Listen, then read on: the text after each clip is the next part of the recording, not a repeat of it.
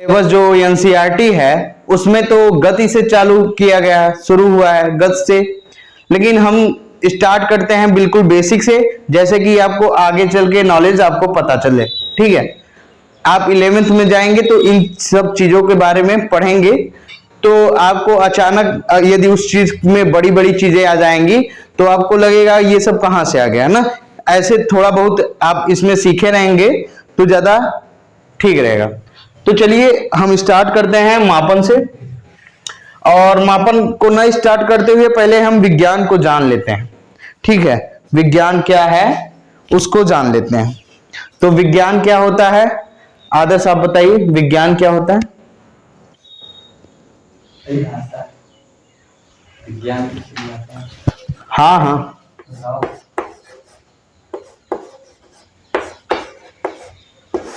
बोलिए, बैठे बैठे बोलिए। ठीक है, विज्ञान को तो आप जानते हैं कि विज्ञान को साइंस कहते हैं, और साइंस की परिभाषा क्या है या साइंस का डिफिनीशन क्या होता है आप समझिए। ठीक है, और आप बताइए विज्ञान। विशेष ज्ञान को प्राप्त करना ही विज्ञान है। ठीक है, विशेष ज्ञान प्राप्त करना ही विज्ञान कहलाता है। विज्ञान शब्द दो शब्दों से मिलकर बना है, वि धन ज्ञान। विज्ञान का छंद विच्छेद है, छंद विच्छेद विज्ञान का छंद विच्छेद क्या है? विधन ज्ञान। तो वी का मतलब होता है विशेष, वी का मतलब विशेष, और ज्ञान का मतलब ज्ञान प्राप्त करना। ठीक है, अब दोनों को जब मिला देते हैं तो हमें क्या प्राप्त हो जाता है? विशेष ज्ञान। अब जब विशेष ज्ञान आ जाता है तो ज्ञान क्या है? उसको प्राप्त किया जाता है। ठीक है, ज्ञान को प्राप्त किया जाता है, यानी ज्ञान को प्राप्त करना, और उसी को क्या कहते हैं? विज्ञान कहते हैं। अगर एक और यदि परिभाषा आप लोगों ने छोटे जब रहे होंगे तो आपके गुरुजी ने सिखाया होगा कि सुव्यवस्थित सुसंगठित क्रमबद्ध ज्ञान को विज्ञान कहते हैं। ठीक है, अब इसमें जो मैंने ये शब्द का छंद विच्छेद करके उसका असली मतलब मैंने समझाया। ठीक है, कि विज्ञान शब्द का असली मतलब क्या होता है। अब इंग्लिश शब्द का मतलब जान लेते हैं। जो साइंस है वो एक लैटिन भाषा है। ठीक है, लैटिन भाषा, और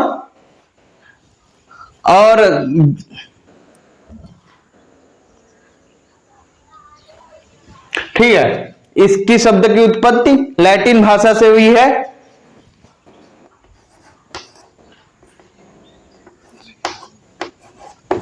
इस क्रिया से। ठीक है, इस क्रिया का मतलब होता है टू नो।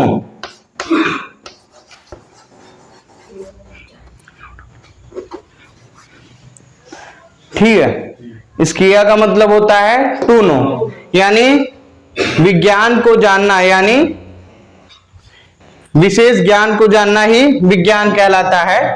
ये तो हो गया साइंस शब्द का मतलब। साइंस शब्द इससे मिलकर बना है, ये लैटिन शब्द था इस क्रिया, और इस क्रिया का मतलब होता है जानना। ठीक है, और आपका ध्यान कहीं और भटक रहा है श्रीमान जी, अपने ध्यान को संभालिए। ओवर नहीं हो रहा है, पढ़ाया जा चुका है, पहले आप पढ़ चुके हैं इसलिए ना। तो अब हम जानते हैं, वैसे तो विज्ञान की कोई परिभाषा सीमित नहीं है। विज्ञान को यदि कहा जाए एक परिभाषा में परिभाषित किया जाए तो वो संभव नहीं है। विज्ञान को परिभाषित करना संभव नहीं है, लेकिन जो महान व्यक्तित्व वाले लोग हैं, जैसे वैज्ञानिक लोग हैं, वो लोग अपने मतों द्वारा बता देते हैं कि विज्ञान ये है। लेकिन विज्ञान को अगर रियल में विज्ञान को परिभाषित करना होता है तो विज्ञान को परिभाषित करना संभव नहीं है।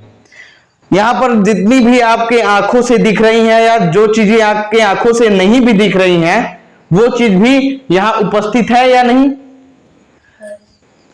जैसे कि आप परमाणु को अपनी नग्न आंखों से देख सकते हैं क्या? नहीं ना। जो चीज आपको दिखाई दे रही है या जो चीज आपको नहीं भी दिखाई दे रही है वो भी विज्ञान है। ठीक है। और विज्ञान को जितना ही बोलते चले जाएंगे आप अभी विज्ञान ही पढ़ने वाले हैं, और विज्ञान आप पढ़ते चले जाएंगे जब तक आप रहेंगे तब तक विज्ञान पढ़ेंगे, लेकिन विज्ञान का कोई ओर छोर नहीं है। जो पढ़ेंगे आप सब विज्ञान है। ठीक है। अब विज्ञान की हमने बताया विज्ञान के 3 प्रकार होते हैं या विज्ञान का 3 भाग होता है, ऐसे भी बोल सकते हैं। तो पहले भाग को हम लोग बोलते हैं फिजिक्स। फिजिक्स की मीनिंग ठीक है, फिजिक्स को भौतिक विज्ञान बोलते हैं। भौतिक विज्ञान। और दूसरा क्या होता है? केमिस्ट्री। CHEMISTRY होता है। इसको बोलते हैं रसायन विज्ञान।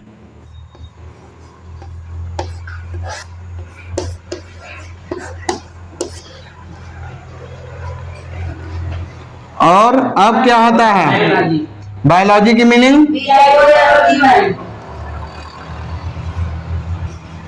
इसको क्या कहते हैं? जीव विज्ञान। जीव विज्ञान। ठीक है। आप लोग समझ लीजिए कि इनकी 3 शाखाएं हैं, विज्ञान की 3 शाखा। पहले का नाम फिजिक्स, दूसरे का नाम केमिस्ट्री, तीसरे का नाम बायोलॉजी। ठीक है। अब इसी को कुछ लोग बोलते हैं क्या? इसका ले लेंगे P, इसका ले लेंगे C और इसका ले लेंगे B, PCB। कहते हैं कि PCB, आज हम लोग पढ़े हैं PCB यानी फिजिक्स केमिस्ट्री मैथ या सॉरी बायोलॉजी। ठीक है। अगर कहा जाए PCM कहते हैं तो फिजिक्स केमिस्ट्री मैथ। इसको आप लोग थोड़ा समझते रहिए क्योंकि आजकल जो बच्चे हैं वो शॉर्टकट में बोल रहे हैं। और कुछ लोग इन्हीं में, एक बच्चे ने पूछा रास्ते में, सर PCM क्या होता है? तो मैंने कहा भैया PCM यानी फिजिक्स केमिस्ट्री मैथ। ठीक है। वो सब्जेक्ट के बारे में ही पूछ रहा था, उसे लगा कि शायद गांव वाले लोग हैं, गांव वाले लोग नहीं पता होगा। ये सब नहीं। विज्ञान, भौतिक विज्ञान क्या होता है? जिसमें हम भौतिक चीजों का अध्ययन करते हैं उसे भौतिक विज्ञान। ठीक है।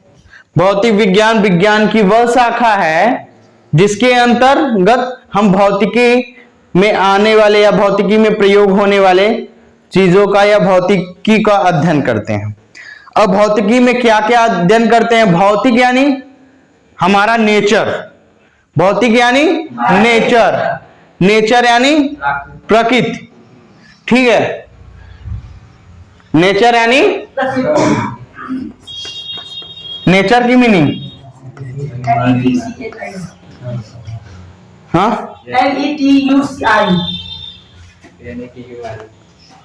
आई। अच्छा अच्छा, हम सोचे हम ही गलत लिख दिए क्या है। ठीक है। तो नेचर, नेचर में हम किन किन चीजों का अनुभव कर रहे हैं बताओ? ठीक है। सुनो सुनो सुनो सुनो सुनो सुनो सुनो, अब बताओ। पहला क्या? पहला क्या? पहला दूसरा कोई भी कर सकते हो, लेकिन क्या किनका अनुभव करते हैं? बल का। अगर बल ना हो तो क्या हम कोई भी कार्य करने में समर्थ हो रहते हैं? नहीं, हम कोई भी कार्य नहीं कर सकते यदि बल ना हो।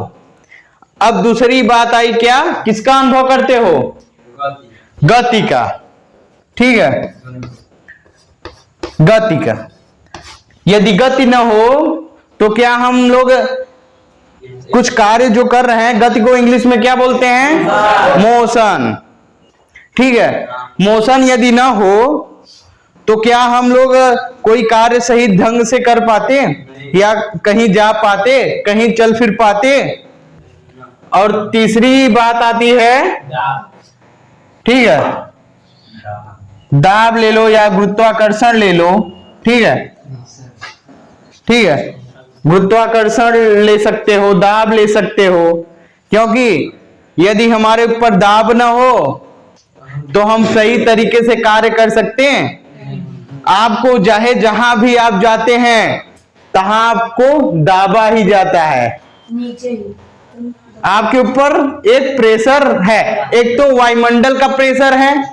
वायुमंडल का दाब कितना होता है?